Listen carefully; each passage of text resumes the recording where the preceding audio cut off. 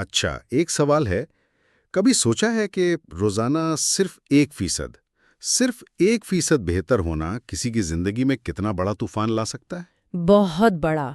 لوگ اکثر اس کی طاقت کو سمجھ نہیں پاتے۔ بالکل، اور آج ہمارے سامنے تھنک اینڈ گرو رچ کا خلاصہ ہے، اور ہم اسی کی گہرائی میں اترنے والے ہیں۔ جی۔ ہم یہ جاننے کی کوشش کریں گے کہ آخر وہ کون سی سوچ ہے جو کچھ لوگوں کو کامیابی کی بلندیوں پر پہنچا دیتی ہے، جبکہ باقی صرف محنت ہی کرتے رہ جاتے ہیں۔ اور یہ صرف قسمت یا سخت محنت کا کھیل نہیں ہے نا؟ نہیں، بالکل نہیں، بلکہ کچھ اصولوں کا ہے جو ہمارے ذہن کے اندر چھپے ہیں۔ بالکل، اور یہ مواد اس لیے اتنا اہم ہے کیونکہ یہ کامیابی کو اتفاق سے نکال کر ایک سائنس بنا دیتا ہے۔ یہ صرف اچھی باتیں نہیں ہیں۔ صحیح۔ نپولین ہل نے 20 سال لگا کر اینڈریو کارنیگی اور ہنری فورڈ جیسے 500 سے زیادہ کامیاب ترین لوگوں کی سوچ کو نچوڑا۔ 20 سال، یہ بہت لمبا عرصہ ہے۔ جی، اور پھر اسے 13 اصولوں میں ڈھال دیا۔ تو یہ ان لوگوں کے لیے ایک نقشے کی طرح ہے جو محسوس کرتے ہیں کہ وہ ایک جگہ پھنس گئے ہیں اور آگے کا راستہ نظر نہیں آ رہا۔ تو آئیے اس نقشے کو کھولتے ہیں۔ سب سے پہلا اور بنیادی خیال یہی ہے کہ ہر چیز، ہر کامیابی، ہر ایجاد پہلے کسی کے دماغ میں ایک خیال کے طور پر پیدا ہوتی ہے۔ جی، وہیں سے شروعات ہوتی ہے۔ ہمارے خیالات، ہمارا یقین، ہماری خواہشیں، یہی وہ خام مال ہیں جن سے حقیقت بنتی ہے۔ اور دیکھیں، یہاں سب سے دلچسپ بات یہی ہے کیا؟ کہ یہ صرف مثبت سوچو کہنے سے کہیں زیادہ گہری چیز ہے۔ یہ کوئی سطحی بات نہیں ہے۔ اس کی بنیاد 3 بہت مضبوط ستونوں پر ہے۔ اچھا۔ پہلا ہے شدید خواہش، اور یہ وہ والی خواہش نہیں کہ کاش میرے پاس ایک اچھی گاڑی ہو، نہیں، یہ ایک جلتی ہوئی، تڑپتی ہوئی خواہش ہے۔ اس کو تھوڑا اور واضح کریں، مطلب عام خواہش اور جلتی ہوئی خواہش میں آخر فرق کیا ہے؟ فرق اتنا ہی ہے جتنا دھوپ میں کسی چیز کے گرم ہونے اور ایک میگنیفائنگ گلاس سے سورج کی روشنی کو ایک نقطے پر مرکوز کر کے آگ لگانے میں ہے۔ واہ، بہترین مثال ہے۔ عام خواہش بکھری ہوئی توانائی کی طرح ہے، جبکہ شدید خواہش ایک لیزر فوکس ہے۔ آپ کو بالکل واضح ہونا چاہیے کہ آپ کیا چاہتے ہیں، کتنا چاہتے ہیں اور کب تک چاہیے۔ اور سب سے اہم، اس کے بدلے میں آپ اپنی کون سی چیز، وقت یا عادت قربان کرنے کو تیار ہیں۔ ہل کہتا ہے کہ اسے لکھو اور دن میں 2 بار پڑھو، صبح اٹھتے ہی اور رات کو سونے سے پہلے۔ یعنی اپنے خواب کو ایک ٹھوس، قابل پیمائش مقصد میں بدلنا۔ ٹھیک ہے، اور دوسرا ستون ہے یقین۔ یہ تو بہت سنا ہے، خود پر یقین رکھو۔ اس میں کیا نیا ہے؟ نیا اس کا فارمولا ہے، یقین جمع تصور برابر ہے طاقت۔ اچھا۔ جب کوئی اپنے ذہن میں بار بار خود کو کامیاب ہوتے ہوئے دیکھتا ہے، مطلب ایک پوری ذہنی فلم چلاتا ہے، تو اس کا دماغ لاشعوری طور پر حقیقت اور اس تصور میں فرق کرنا چھوڑ دیتا ہے۔ یعنی دماغ کو دھوکہ دینا، ایک طرح سے دھوکہ نہیں، ٹرین کرنا۔ وہ پھر ایسے مواقع، لوگ اور راستے تلاش کرنا شروع کر دیتا ہے جو اس یقین کو سچ ثابت کر سکیں۔ یہ یقینی عمل کے لیے پیٹرول کا کام کرتا ہے۔ بغیر یقین کے خواہش صرف ایک خواہش ہی رہ جاتی ہے۔ اور تیسرا ستون ہے آٹو سجیشن یا خود کو پروگرام کرنا۔ یہ سننے میں تھوڑا روبوٹک لگتا ہے، لیکن یہ بہت انسانی عمل ہے۔ اس کو ایسے سمجھیں کہ آپ اپنے ذہن کے باغ میں بیج بو رہے ہیں۔ صحیح۔ اگر آپ روز کامیابی، اعتماد اور میں یہ کر سکتی ہوں کہ بیج بوئیں گی تو وہی فصل آگے گی۔ لیکن اگر آپ انجانے میں شک، خوف اور مجھ سے نہیں ہوگا کہ بیج بوتے رہیں گے تو آپ کو وہی ملے گا۔ تو آٹو سجیشن دراصل شعوری طور پر صحیح بیج منتخب کرنے اور انہیں روز پانی دینے کا عمل ہے۔ بالکل، یہ آپ کے لاشعوری ذہن کو آپ کا سب سے بڑا اتحادی بنا دیتا ہے۔ واہ، یہ تو کامیابی کی ذہنی بنیاد رکھنے جیسا ہے۔ آپ کے پاس ایک شدید خواہش ہے، اسے سچ کرنے کا پختہ یقین ہے، اور آپ روزانہ اپنے ذہن کو اس مقصد کے لیے تیار کر رہے ہیں۔ جی، بنیاد یہی ہے۔ بہت اچھا سوال ہے، اور یہیں پر ہل کا جینیس نظر آتا ہے۔ اس نے پورے عمل کو ایک ساخت دی ہے۔ ایک ساخت؟ کیسی ساخت؟ دیکھیں، اگر آپ اسے بڑے تناظر میں دیکھیں نا تو یہ ایک 4 حصوں کا بلو پرنٹ ہے۔ اچھا۔ پہلا حصہ ذہنی بنیاد ہے جس کی ہم نے ابھی بات کی۔ دوسرا حصہ اس ذہنی توانائی کو ٹھوس عمل میں بدلنے کا ہے، یعنی ایکشن میں لانے کا۔ بالکل۔ تیسرا حصہ اس سفر کو جاری رکھنے کی ہمت پیدا کرنے کا ہے، اور چوتھا وہ ہے کامیابی میں مہارت حاصل کرنے کا۔ واہ، تو اب ہم دوسرے حصے میں داخل ہو رہے ہیں، یعنی ایکشن پلان۔ جی ٹھیک ہے، تو اس ایکشن پلان کا پہلا قدم کیا ہے؟ پہلا قدم ہے مخصوص علم، یعنی اسپیشلائزڈ نالج۔ سوچے کہ انٹرنیٹ معلومات کا سمندر ہے۔ ہاں، معلومات کا دھماکہ ہے آج کل تو۔ بالکل، ہر کوئی اس میں تیر سکتا ہے، یہ عام علم ہے، لیکن ایک ماہر غوطہ خور جو جانتا ہے کہ خزانہ کہاں ہے اور اسے کیسے نکالنا ہے، وہ مخصوص علم کا مالک ہے۔ کامیابی اس غوطہ خور کی طرح ہے، نہ کہ صرف تیرنے والے کی۔ مطلب ڈگریاں اور عام معلومات تب تک بیکار ہیں جب تک انہیں کسی خاص مقصد کے لیے استعمال نہ کیا جائے۔ وہی نا، علم طاقت نہیں ہے، علم کا استعمال طاقت ہے۔ ایک منٹ، تخیل کی بات تو سب کرتے ہیں، لیکن کیا یہ صرف تخلیقی لوگوں جیسے آرٹسٹس یا مصنفین کے لیے نہیں ہے؟ ایک اکاؤنٹنٹ یا انجینئر اپنی فیلڈ میں تخیل کو کیسے استعمال کر سکتا ہے؟ بہترین سوال۔ ہل کہتا ہے کہ تخیل کی دو قسمیں ہیں۔ ایک ہے تخلیقی تخیل، جو بالکل نئے آئیڈیاز پیدا کرتا ہے۔ صحیح۔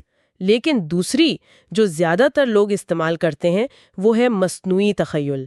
یہ پرانے تصورات، خیالات اور منصوبوں کو نئے طریقوں سے جوڑتی ہے۔ اچھا، یعنی ری مکسنگ ایک طرح کی۔ جی، وہ انجینئر جو ایک پل بنانے کا نیا، سستا اور مضبوط طریقہ سوچتا ہے، وہ تخیل استعمال کر رہا ہے۔ وہ بزنس مین جو سپلائی چین کو بہتر بنانے کا نیا ماڈل بناتا ہے، وہ تخیل استعمال کر رہا ہے۔ تخیل دراصل مسائل حل کرنے کا ذہنی ورکشاپ ہے۔ اور جب اس ورکشاپ میں کوئی آئیڈیا بن جائے تو اگلا اصول آتا ہے منظم منصوبہ بندی، یعنی صرف آئیڈیا کافی نہیں، اس پر عمل کا پورا روڈ میپ چاہیے۔ بالکل، اور یہاں سب سے اہم بات یہ ہے کہ آپ کا پہلا منصوبہ تقریباً ہمیشہ ناکام ہوگا۔ یہ تو حوصلہ شکن بات ہے۔ نہیں، یہ حقیقت ہے، اور کامیاب لوگ یہ جانتے ہیں۔ وہ منصوبے سے محبت نہیں کرتے، وہ مقصد سے محبت کرتے ہیں۔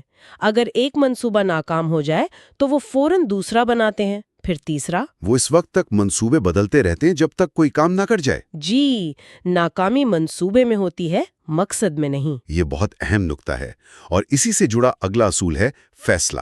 کتاب کہتی ہے کہ کامیاب لوگ تیزی سے فیصلے کرتے ہیں اور انہیں بدلنے میں بہت سست ہوتے ہیں۔ جی، لیکن کیا تیزی سے فیصلہ کرنا خطرناک نہیں ہو سکتا؟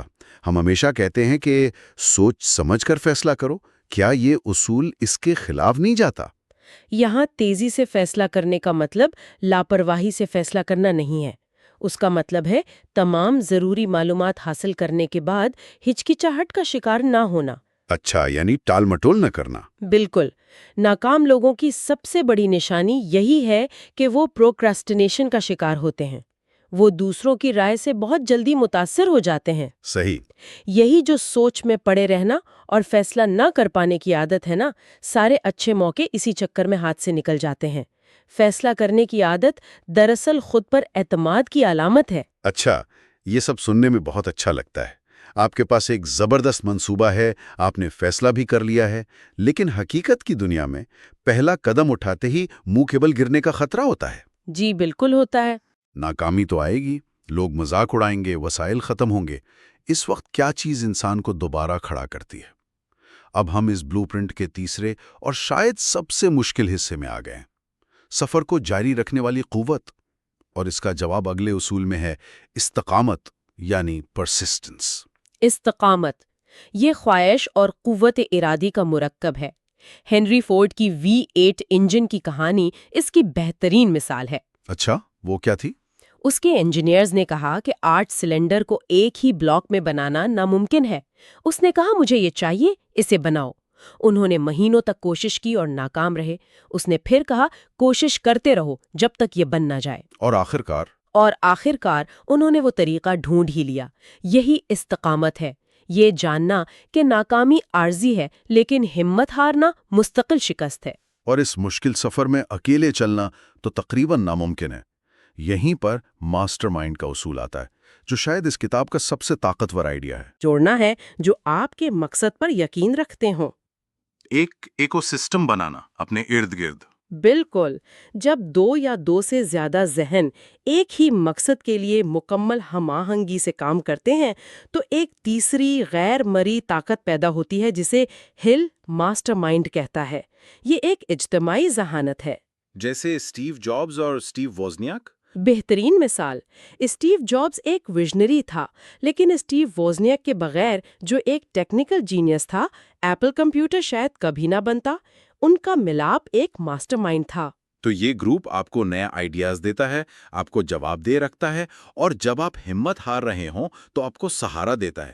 یہ آپ کی انفرادی طاقت کو کئی گنا بڑھا دیتا ہے۔ بالکل، اینڈریو کارنیگی جو اس وقت دنیا کا امیر ترین شخص تھا، اپنی پوری کامیابی کا سہرا اپنے 50 لوگوں کے ماسٹر مائنڈ گروپ کو دیتا تھا۔ 50 لوگ؟ جی، وہ کہتا تھا کہ ان میں سے ہر شخص اپنے شعبے میں مجھ سے زیادہ جانتا تھا۔ جب کوئی ان تمام اصولوں کو اپنی زندگی کا حصہ بنا لیتا ہے، ایک مضبوط ذہنی بنیاد، ایک ٹھوس ایکشن پلان اور کبھی نہ ہارنے والی استقامت، تو وہ کامیابی کی ایک اعلیٰ سطح پر پہنچ جاتا ہے۔ جی، یہیں پر ہل کے آخری کچھ گہرے اصول سامنے آتے ہیں۔ جی، اب ہم بلیو پرنٹ کے آخری حصے یعنی ماسٹری پر پہنچ گئے ہیں۔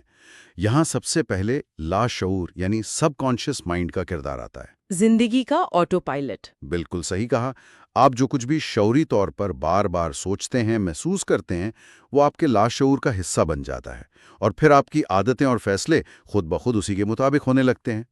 اس سطح پر آپ کو اپنے لاشعور کو منفی خیالات اور شکوک سے پاک رکھنا ہوتا ہے۔ اور پھر دماغ کا اصول ہے کہ ہمارا دماغ ایک ریسیور اور ٹرانسمیٹر کی طرح ہے۔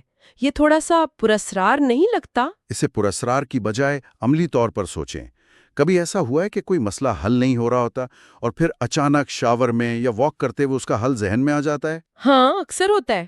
حل کا نظریہ یہ ہے کہ جب ہمارا ذہن پوری طرح کسی مقصد پر مرکوز ہوتا ہے تو وہ کائنات میں موجود لامحدود ذہانت اور دوسرے ذہنوں سے آنے والے خیالات کو پکڑنے کے لیے تیار ہو جاتا ہے۔ یہ اسی وقت ہوتا ہے جب آپ کا دماغ مسائل سے بھرا نہ ہو بلکہ حل کے لیے کھلا ہو۔ اور جب کوئی ان تمام اصولوں کا ماہر ہو جاتا ہے تو آخری اصول خود بخود کام کرنا شروع کر دیتا ہے۔ چھٹی حص، جسے ہم وجدان یا گٹ فیلنگ بھی کہتے ہیں، یہ کوئی جادو نہیں ہے۔ تو پھر یہ کیا ہے؟ یہ وہ مقام ہے جہاں آپ کا تجربہ، آپ کا علم اور آپ کا لاشعور مل کر آپ کو بغیر سوچے سمجھے صحیح فیصلوں کی طرف رہنمائی کرتے ہیں۔ یہ وہ حص ہے جو آپ کو آنے والے خطرے سے آگاہ کرتی ہے یا ایک بڑے موقع کی طرف اشارہ کرتی ہے۔ یہ ان تمام اصولوں پر عمل کرنے کا حتمی انعام ہے۔ بالکل۔ تو اگر ہم اس پورے بلیو پرنٹ کا نچوڑ نکالیں تو یہ کچھ یوں بنتا ہے۔ پہلے شدید خواہش اور یقین سے ایک مضبوط ذہنی بنیاد بنائیں۔ جی، یہ پہلا قدم ہے۔ پھر مخصوص علم اور تخیل کو استعمال کر کے اس خواہش کو ایک منصوبے میں بدل لیں اور فیصلہ کن ایکشن لیں۔ دوسرا قدم عمل۔ اس کے بعد استقامت اور ایک ماسٹر مائنڈ گروپ کی مدد سے ہر مشکل کا سامنا کریں۔ تیسرا یعنی سفر جاری رکھنا۔ اور آخر میں اپنے لاشعوری ذہن اور وجدان پر بھروسہ کر کے کامیابی کی بلندیوں تک پہنچیں۔ اور ان اصولوں پر عمل کرنے کا نتیجہ صرف مالی دولت نہیں ہے، اس سے آپ کے سوچنے کا انداز بدل جاتا ہے، آپ کا اعتماد بڑھتا ہے۔ آپ مسائل کو مسائل کے طور پر نہیں بلکہ مواقع کے طور پر دیکھنے لگتے ہیں۔ جی بالکل، یہ ایک بھرپور اور بامقصد زندگی گزارنے کا فارمولا ہے۔ یہ تمام گہری باتیں جس خلاصے سے ہم نے لی ہیں وہ پاور بک ہب نامی چینل سے ہے۔ وہاں اس طرح کی طاقتور کتابوں کو ایسے ہی سادہ اور عملی اسپاک میں تبدیل کیا جاتا ہے۔ جی، اور وہ لوگ بہت اچھا کام کر رہے ہیں، مطلب اتنی مشکل کتابوں کو بالکل بہت سادہ اور عملی اسپاک میں بدل دیتے ہیں۔ تو جو لوگ اپنی زندگی کو بہتر بنانے کے لیے ایسا علم چاہتے ہیں نا، ان کے لیے یہ ایک بہترین ذریعہ ہو سکتا ہے۔ ہاں، تو چینل کی طرف سے یہی پیغام ہے کہ اگر یہ معلومات پسند آئیں تو اسے لائک کریں، چینل کو سبسکرائب کریں اور دوستوں کے ساتھ بھی شیئر کریں تاکہ یہ علم آگے بڑھے۔ جی، علم بڑھانے سے بڑھتا ہے۔ یہ علم کو عام کرنے کی ایک بہت اچھی کوشش ہے، کیونکہ یہ اصول صرف پڑھنے یا سننے کے لیے نہیں ہے، ان کی اصل طاقت ان پر عمل کرنے میں ہے۔ بالکل، اور یہی بات ہمیں آج کی آخری سوچ کی طرف لاتی ہے۔ یہ مواد ماسٹر مائنڈ گروپ کی طاقت پر بہت زیادہ زور دیتا ہے۔ جی، بہت زیادہ۔ تو سوچنے کی بات یہ ہے، کیا زندگی کا سب سے اہم فیصلہ یہ نہیں ہے کہ کوئی کیا چاہتا ہے، بلکہ یہ ہے کہ اس مقصد کے حصول کے دوران وہ کن لوگوں کو اپنے ارد گرد رکھتا ہے۔